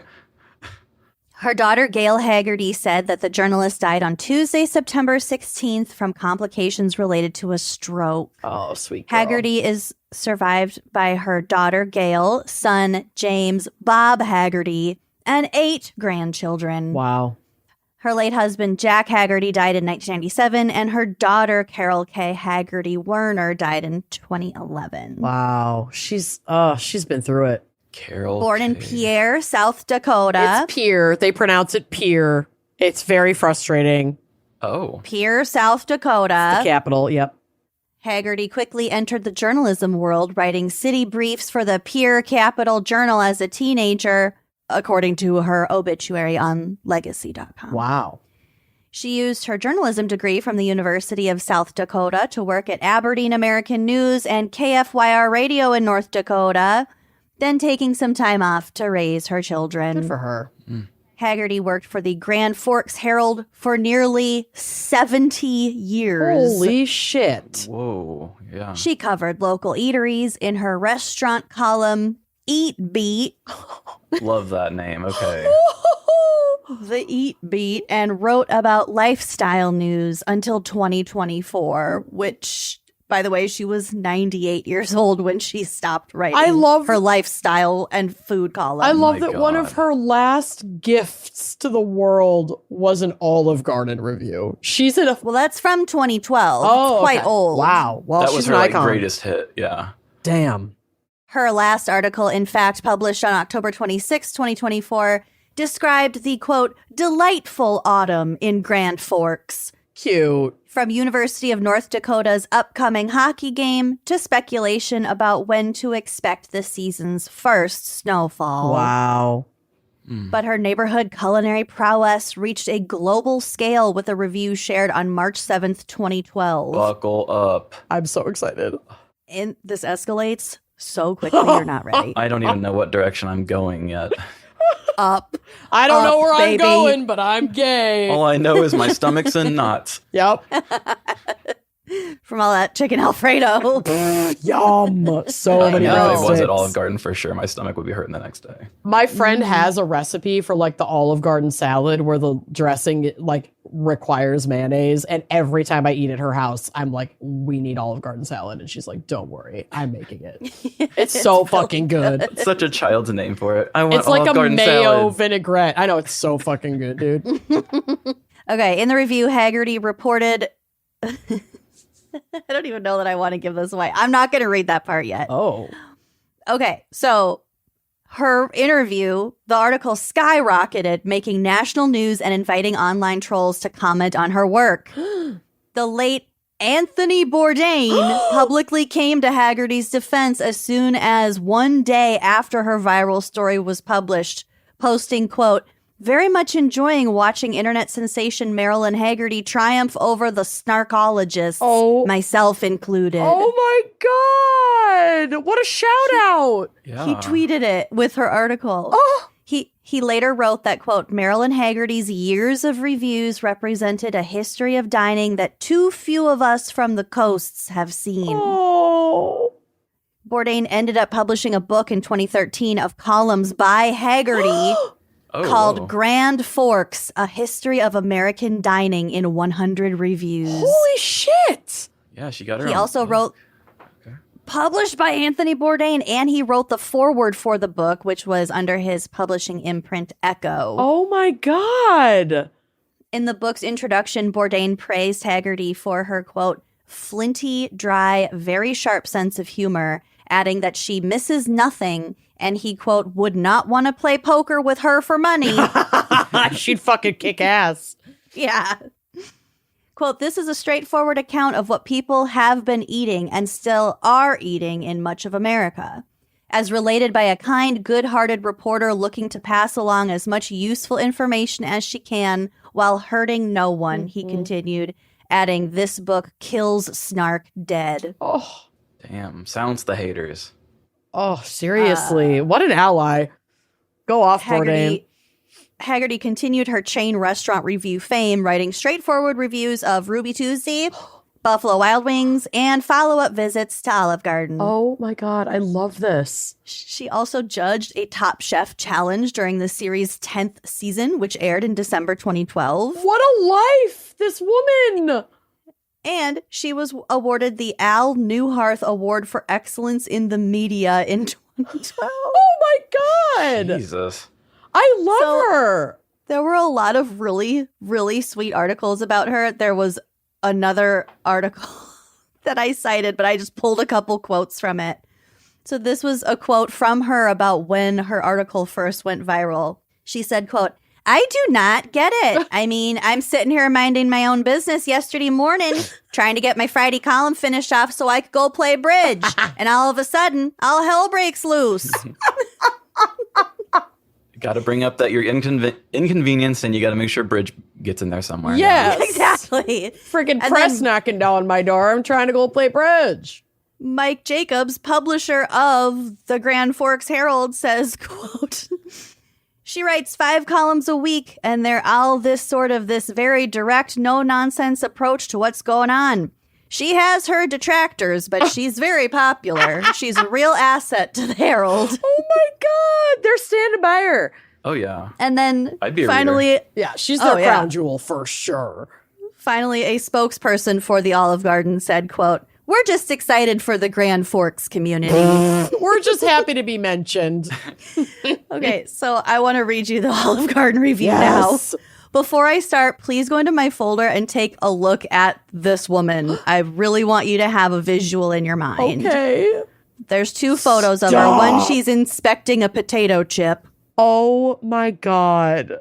Oh, and then yeah. the other one is her official Grand Forks Herald journalist photo. She is not someone I'd want to fuck her with. school photo. Her pearls. I love the shirt. Oh my God. She's so sweet looking. Oh my God. Yeah, but she's like really sweet in her looking in her portrait for work. But the potato chip photo, I would not fuck with that woman.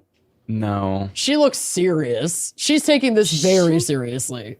Yes, she reviews food and restaurants in I love Central her. North Dakota. I feel like she'd be a great person to talk to and learn a little from, but I would walk on eggshells to not do anything embarrassing or make myself look stupid. Correct. Well, I want to read you her article. Okay. And then you can make up your own mind. Well, before you go to it, I do just want to say I was making jokes thinking that this was just a cute lady who wrote a article that went viral once for a small town. No, and she's a whole... This is a towering giant, and I'm the little guy here. So correct. I know. I just want to. I'm saying. I just want to stand incredible. Corrected on where I thought we were going in the beginning. It's incredible. We're all feeling that. She was handpicked by Anthony Bourdain to publish a book. Yeah. She's a fucking icon. We could never. Okay, here is her review. By the way, I had to transcribe this myself from a very grainy photo of the review because it is still behind a paywall for the Grand Forks Herald. You saved that money. God bless them, but I didn't. I'm sorry. I just transcribed it. I've only paid for one article in my podcasting career, and damn it, I made sure to call them out for it, and I'm still not happy about it. Yeah, and we won't do it again. I think it was a Minnesota one too, actually. Probably the Star Trib is super paywalled, so that would make sense. Yeah. Well, we do value the freedom of the press, and we will support them. Of course. Just when someone else is do it. Convenient. Yeah. Okay, here is the review. After a lengthy wait for Olive Garden to open in Grand Forks, the lines were long in February. The novelty is slowly wearing off, but the steady following attests the warm welcome.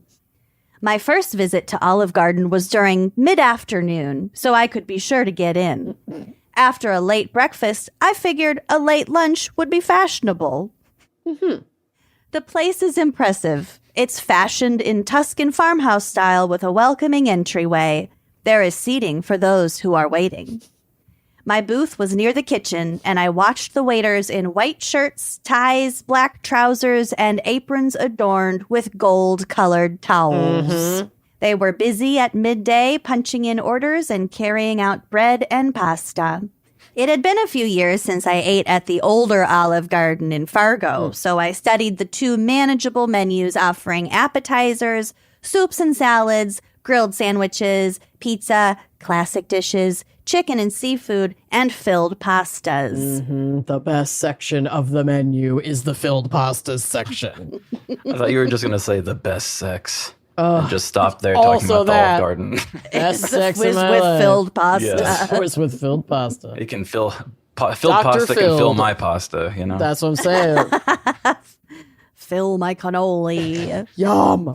At length, I asked my server what she would recommend. She suggested the chicken Alfredo, and I went with that. Instead of the raspberry lemonade she suggested, I drank water. She first brought me the familiar Olive Garden salad bowl with crisp greens, peppers, onion rings, and yes, several black olives. Yum. Along with it came a plate with 2 long, warm breadsticks. Yes. The chicken Alfredo, $10.95, was warm and comforting on a cold day. The portion was generous. My server was ready with Parmesan cheese. As I ate, I noticed the vases and planters with permanent flower displays on the ledges. Permanent flower displays. Oh, is a yeah. very nice way of putting it. There are several dining areas with arched doorways, and there is a fireplace that adds warmth to the decor. Olive Garden has an attractive bar area to the right of the entryway. The restaurant has a full liquor license and a wine list offering a wide selection to complement Italian meals. They will only make you shots if you beg and let them bring it in as just a regular cocktail that they just serve in a lowball glass with no ice. if you beg. Can confirm. Non-alcoholic beverages include coolers, specialty coffees, and hot teas. On a summer day, I will try the raspberry lemonade that was recommended. Not this day, not feeling crazy. Yeah, she's a seasonal woman. She's not. No, it's February. Yeah, it's not the time. It's not the raspberry season. lemonade That's more of a time. June thing, yeah. I think so. There's a homemade soup, salad, and breadstick lunch available till 4 p.m. daily for $6.95. An olive branch on the menu items signify low-fat entrees. There is a Garden Fare nutrition guide available for customers seeking gluten-free food. And for those with food allergies, Olive Garden has an allergies information guide. All in all, it is the largest and most beautiful restaurant now operating in Grand Forks. It attracts visitors from out of town as well as people who live here. Olive Garden is part of the Darden chain of restaurants that also operates Red Lobster. There are about 700 restaurants, including 4 Olive Gardens in North Dakota's major cities. Olive Garden has gained a following since 1982 with its ample portions and relaxed ambiance. It is known for its classic lasagna, fettuccine alfredo, and chicken parmigiana. And that is the review. Incredible. That was lovely. It's just the facts. Yeah, it really just sounds like It's everything explain Olive Garden if you've never been there to me before. It also reads less like a everything review you'd ever need to know. and more like a let me tell you about my lunch, which I guess is just a review. Yeah. But we're not getting like a ton on the quality or the presentation of the food. She's just pointing out the most pertinent elements of the restaurant and what you can expect from your dining experience. And I think that is adorable. She is reporting the news that her familiar community cares about. Yep. And it's probably not about the seasoning of her chicken parmesan. Which was warm and comforting. That's all we need to know. Very easy to chew. Warm, long breadsticks. It almost feels like it was written by a kid kind of at points. But yeah, like in a lovely way, like in a whimsical kind of way. It's amazing. And that was just her writing style. I love it. Just the facts. I love her. No fluff. She's incredible. What a life. Rest in It definitely peace. has like a PBS kind of vibe. Like, we went to the post office to see where mail is made today. Like, Yeah, it it's just how come is this along with made? me. Yeah. Yeah. I felt love like I it. went along there with her. I did too. It made me want Olive Garden. I'm not going to lie. Yeah, there's some magic to that, I think. There is. Yeah. Also, that's how newspaper columns used to be, especially in like small Midwestern towns. Not to say that Grand Forks is particularly small, but I love the folksiness of just, oh, that's Marilyn. She's a journalist because she writes a column. Yeah. Did you catch her work on the Olive Garden? And every Sunday, I would tune into Marilyn's column. Oh, I would too. This is great. I want to read her lifestyle, her notes on I want the book. Yeah. current fashions. I want Next to week, get the I'll have a Bourdain ham book. sandwich. Yum. I'll put a link to the book. Yes, please. The book is actually really adorable. Okay. My second item and last item, it is an obituary. It's quite lengthy. It is full of action. Oh. You know It I love an reads- obit where they just spill all the tea. Just air it all. It's long with many stories. Oh. So here we go. A many storied This soul. This was sent in by Kelly. Okay, Kelly. Alan Craig Kraft was born on September 19th, 1955 in Waterloo, Iowa. Oh. To Dwayne and Joanne née Wilt Kraft. Okay. The bouncing baby boy came home to the farm to meet his big sister Deb, and that's where the trouble began. Oh, no. So I think that this obit was written from the perspective of one or more of his children. Okay. Yeah, it's not good when your obituary starts like a cautionary tale. When the trouble began. Dude, Okay. just wait. This is... I would have had a heart attack long ago if I were his mother. Oh, no. Put it that way. Farm kids in general have plenty of stories best kept secret from their mothers for the sake of their sanity and their hearts. There we go. Unfortunately for Joanne, she probably knew too many. As we move through these recollections, if you were there or just think you remember it better, don't worry about it. Don't Tell at your me. version some other time. Yeah. I'm not responding to questions. Shut up and listen. This is how it happened. This is canon. It's in the obit. You tell your version another time. Yeah, nobody else wanted to write this shit, so I get to make up what we're all going to remember. Correct. Well, yeah, okay. The following is a list of times Dad lived to tell the tale and one time that he didn't. Amazing. In 1960, when Alan was 4 or 5 and Debbie a year older, the seed bags for planting were stacked up high in the garage. Naturally, they needed to climb it. As they crawled around and played, Alan slipped and fell, landing directly on an old airplane engine pipe that punctured a couple of inches into his little back. Why? You know what? Never mind. No one could quite remember if his tetanus shot was up to date, so to the doctor they went. A quick and grim examination found that the pipe had gone, quote, straight through the fat and into the meat. No. This past winter, Al was trying to trace the stories behind all of his scars and pointed out a faint one on his lower back that he didn't recall. We're fairly certain this was it. Okay. Weird Oh that my you couldn't recall God. that one. The airplane exhaust pipe scar. Well, there are many, many more, so I'm actually not surprised, and you won't be either by the time we finish. About 1966, Debbie and Alan, while the Cedar River was running high, took a walk along the bank and came across a rowboat.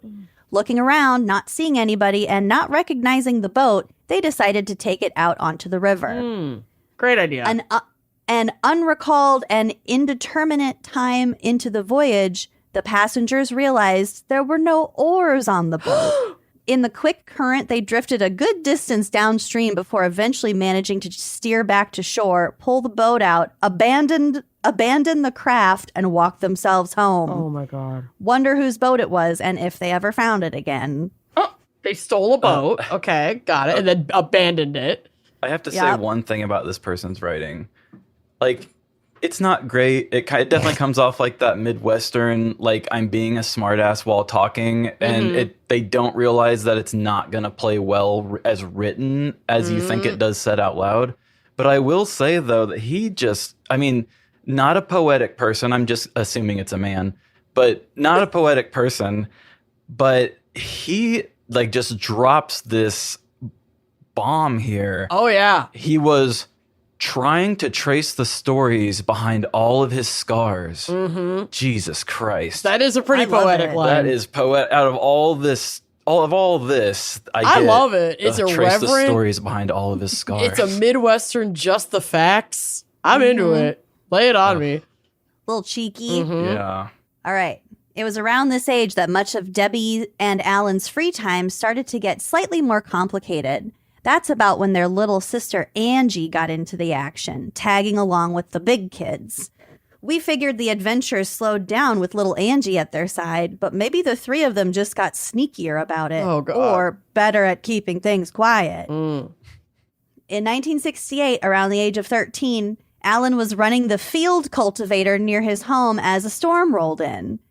Standing on the platform of the John Deere A, he heard a sharp sizzle of lightning and felt a sudden slap on the back of the head. He got fucking next- struck by lightning? The next thing he knew, he had one foot on the platform and one on the axle and no idea how he'd gotten that way. Regardless, he hopped down and ran for the shop. Did he get struck or did it just strike really close? For some, an experience like this might lead to more caution during thunderstorms and eventually plenty of warnings to one's kids, but we literally just heard this story 2 days ago.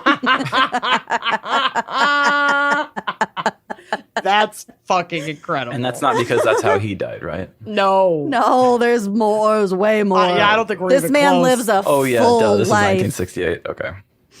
Wow. Throughout his teen years, it seems it was just one thing after another. When Alan was 14, he had to make hay while the sun shined, and apparently also when he was coming down with the measles, because when they brought his lunch to the field, the poor guy was covered in spots. Oh, no. Around 16, there was the time he had the backhoe on some uneven ground. Exact location is up for debate, but it tipped on him. He was able to jump out the high side as it went over. Jesus Christ. Oh my God, it's like some Fast and Furious shit, like jumping off the bus as it's falling over a cliff. Yeah. And yet another time after, quote, really not feeling well for a couple days, he finally ended up at the hospital and left without his appendix. Oh. Teenage Alan would often pack his school books and trombone in the tractor to get to school. Yes. He'd leave the tractor and wagon at the co-op and walk the rest of the way, or catch a ride with whoever happened by. Perfect. I love this. Perfect. Speaking of trombones, Dad... Yeah, I want to know more about that. Dad was totally in a band in high school, and by all accounts, they were really very good. The band's most famous performance took place in the baskets of a Ferris wheel over the streets of LaPorte City. What? There was another show, though, with a smaller audience that had a more lasting impact. In 1972, the band was called the Brass Addicts. Incredible. So they Okay. were like the bad boy trombones. Bad boy band nerds. Yep. The Brass Addicts were hired to play a high school grad party just outside of town. Ooh, greasers. First paid gig. It was there that the graduate's younger sister, Joyce Shelton, first laid eyes on Alan. Young Alan and Joyce crossed paths once or twice more over the years, but it was in the summer of 1975, while home from his first year at Iowa State and cruising the Strip, that Alan leaned out the window of his Torino to chat with Joyce in her Volkswagen. Oh. You want to go to a dance? Oh, I don't think I'm dressed for it. You look great. Talk about foreshadowing. There are probably still a few people out there who haven't seen Joyce and Alan dance together, but not many. Oh my God. I assume they ended up getting married. And they danced a lot, yeah. The pair were married on February 4th, 1978 at St. Paul's United Methodist Church in LaPorte City in the middle of a blizzard. Incredible. Pretty sure Al took the car into the ditch on the way to the reception. Oh my God. Mom tried her best, but seriously, he just kept getting into shit. This is so Midwestern. Oh my God. I feel like my dad wrote this. Yeah. August 20th, 1980, right around 7 a.m., the power had gone out in a storm the night before, and the waterer wasn't working in the cattle lot. Okay. He needed to climb down into the dark well pit and had brought a lighter to see. Oh my God. Terrible. Methane gas from the cattle lot had sunk into the pit, and when the lighter lit, the gas exploded. Oh. He was able to climb up and out of the pit, somehow crossed the manure-filled lot, got over the barbed wire fence to his pickup, losing fluids from the burns all over his arms. Oh my God, dude. He made it to the nearest neighbor's door, and an ambulance was called. Oh my God. He drove to his neighbor's house. Yeah, after with like this pit third degree exploded. burns from a Second degree burns. either way. He was losing fluids. Ish. Dad. This is a long, detailed story for an obituary. I thought this would be more of something you save. Like, usually isn't the obituary what you use to bring the people in, then you hit them with the story, like when they're in the building? Hey, No. more people need to know. I mean, I'm not against this existing. I'm glad it's here, but This is amazing. Yeah. The obituaries are what last. yeah. Okay, Words are Dad was forever. in the truly. Dad was in the hospital for 3 weeks with second-degree burns on his arms from the knuckles to the armpits. Ugh, your armpits. Yeah. That was like, I like the wording of that. From the knuckles to the armpits. Ugh. Alan couldn't hold their brand new baby, but little Danny spent a lot of time propped up on him. Oh, that's cute. Summer of 1982, with baby Laura on the way, Alan and Joyce were adding an addition onto the small cabin they were living in. Al fell through the old roof and later off the new roof. No broken bones, no big deal. Next. Fell through the old roof and later off the new roof. Oh my God, I love it. Mid-80s. After their youngest child, Chris, was born, Alan had loaded all the fat cattle into the straight truck. One of the steers got turned around in the truck and headed back down the chute, so Alan jumped in to drive it forward. But the rest of the cattle also got turned around and began running into the chute. Oh, no. Alan fell and was trampled. Once the cattle had cleared, he managed to get up and climb out. His glasses had been knocked from his face and flattened, but somehow he came out okay. Mom was there for that one. Oh, my God. Then there was the close call on one of the Oliver tractors. You guys, I still have a full page. Oh, my God.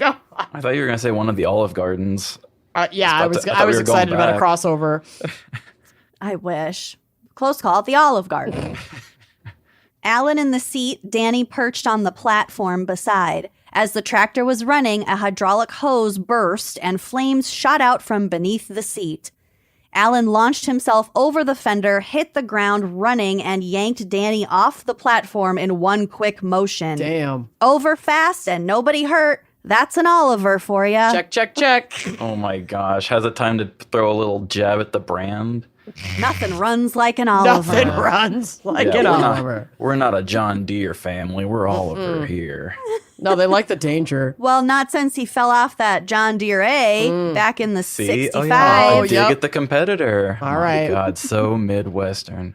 Dad just didn't sweat the small stuff. A lot of times he didn't even sweat the big I was stuff. going to say, clearly also not the big stuff, because he's almost died like 100 times already, and it's only the 80s. Yeah. When his kids got old enough to start causing their own trouble, God help them. He kept it pretty level-headed. Unless you wanted to slam a door, then you might lose that door for a while.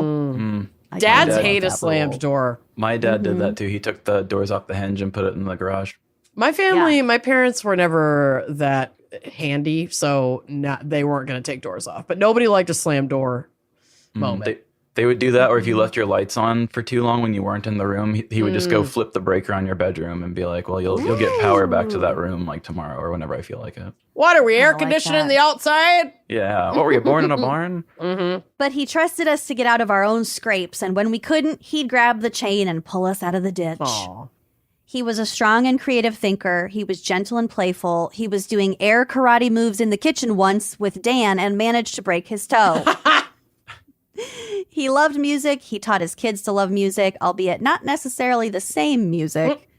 Alan was in an a cappella group and a barbershop quartet. Yes. Hell yeah.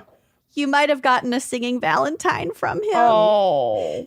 The kind of guy to always just be hugging and kissing his wife while the kids made a face.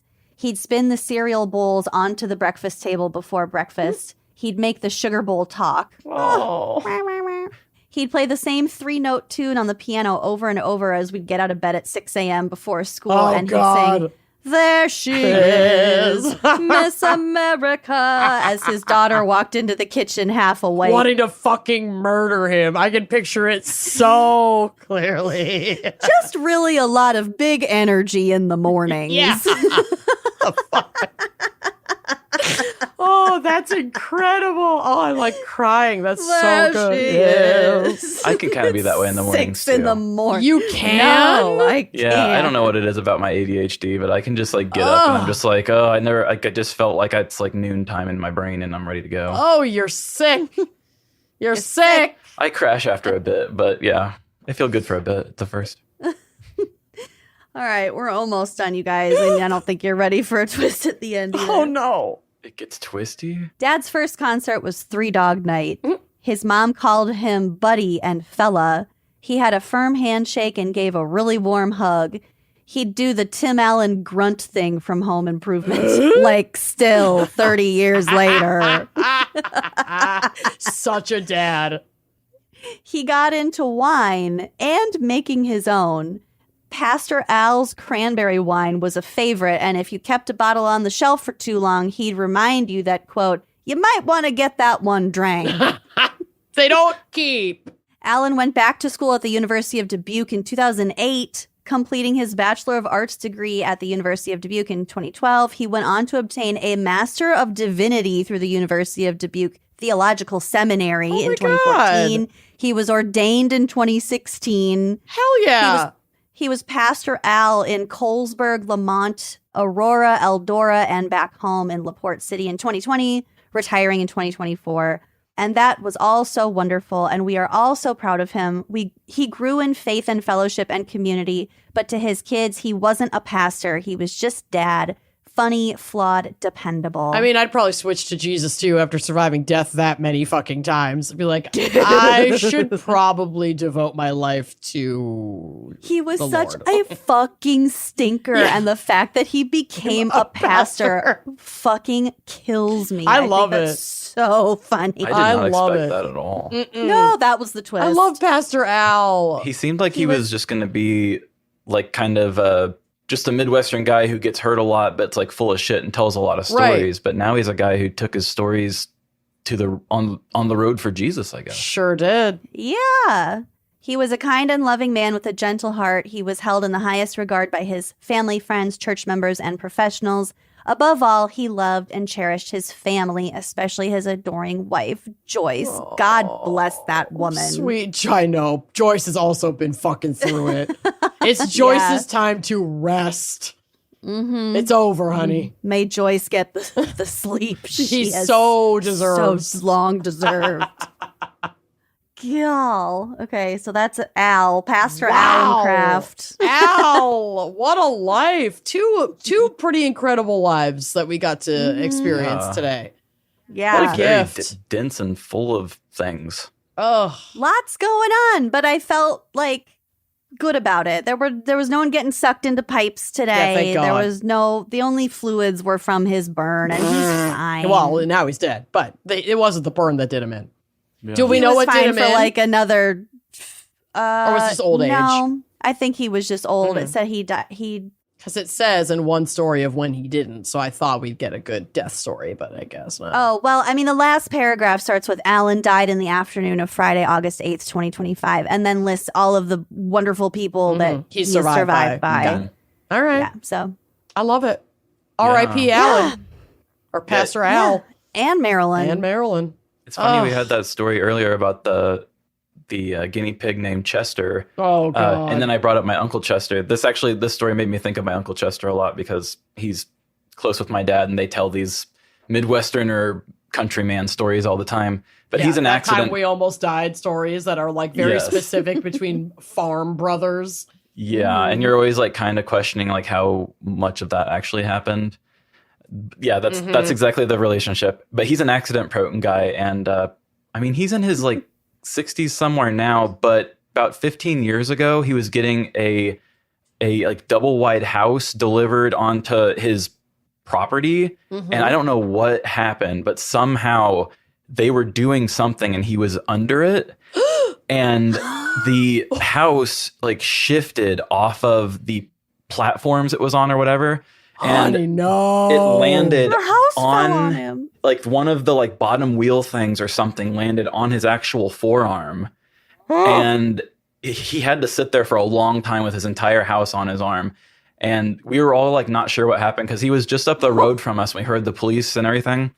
And a little bit later, they actually had to have a helicopter come and life flight him out once they got the house out from him, off him. He had to sit there for a while with an entire house laying on him. Yeah. What? A whole double wide. That's one of those. Holy shit. accident And he prone- lived? Did Oh, he yeah. keep his arm? Kept the arm too. Whoa. I can't even remember how bad his scar is now at this point. That man needs to do a scar audit. Yeah. Because you might not hear about some kind of plane propeller. Yes. Humble. Get the scar audit now before he's dead. Yes. So that you can write the good viral obit. Yeah. It Actually, also my is you dad can, like, would learn about probably your family write or it, and whatever. it'd probably be like that, actually. Well, get your dad's scar count too, because if his brother's doing it, he was probably doing it too. No, he was home. The house got delivered on him. Oh my God. Your dad was Delivered on him? Your dad was in the house that got delivered on him. Reading the newspaper. Yeah, in a rocking chair. What was that? Yeah, I still don't know how the story even unfolded. Slow down, but yeah, boys. because I mean, my dad got his house delivered as well, and it got delivered on his basement just fine. I don't know how you get your house delivered and then somehow it gets pushed over and your arm is underneath the wheel of it. But Yeah, we need more information for the next time you're on. I will be seeing my dad this Sunday, so I'll see. Please ask him and then follow up with us because we need to know. Okay, I'll do it. Oh my God. But thank you so much for joining us this month, Trevin. Oh, thank you for having me. Do you want to Tell the people where they can find you. You can find me with my podcast, Live, Laugh, Larceny, wherever you find podcasts. We're on social media. I believe most of them are at Live, Laugh, Larceny Podcast. I'm on Instagram at Trevin_FM. And yeah, that's pretty much it for us. We do TikTok too, but it's just all the short stuff. They're fabulous. Great. Give them a follow. Give them a listen. You'll love it. You'll love please it. do. I put a lot of work into the sound design of those things. They probably Yes, you do. Each episode's can probably tell. about 12 hours of work. Yeah, Damn. it's a labor of love, but God, it's entertaining. It feels good to do. Good. Yeah. Well, thank you, listeners, for listening. And as always, send in your funny headlines, your coroner corners, Your coven your confessions, the worst thing you've ever done. And join us on Uncorked so you can hear all that and then A little more without ads. Mhm. All right. Well, thanks for joining us, and we'll see you next month. Bye-bye. See ya. Thanks for listening to Gossip at the Corpse Cart, presented by Wine and Crime. Our cover art is by Danielle Sylvan. Music by Phil Young and Corey Wendell. Editing by Jonathan Camp. Our production manager is Andrea Gardner. For photos, sources, and other resources, head to wineandcrimepodcast.com. You can follow us on all the socials at Wine and Crime Pod. If you'd like to show your support and get access to all sorts of wine-fueled bonus content, check out our premium channel at wineandcrimepodcast.com/uncorked. Cheers!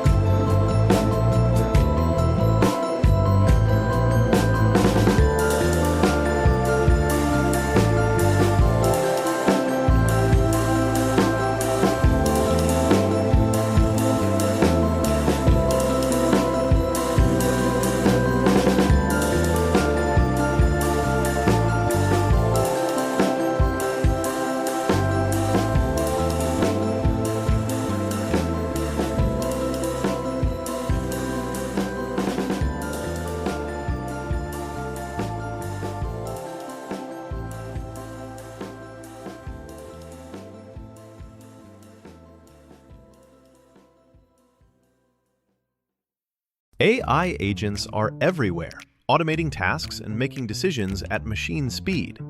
But agents make mistakes. Just one rogue agent can do big damage before you even notice.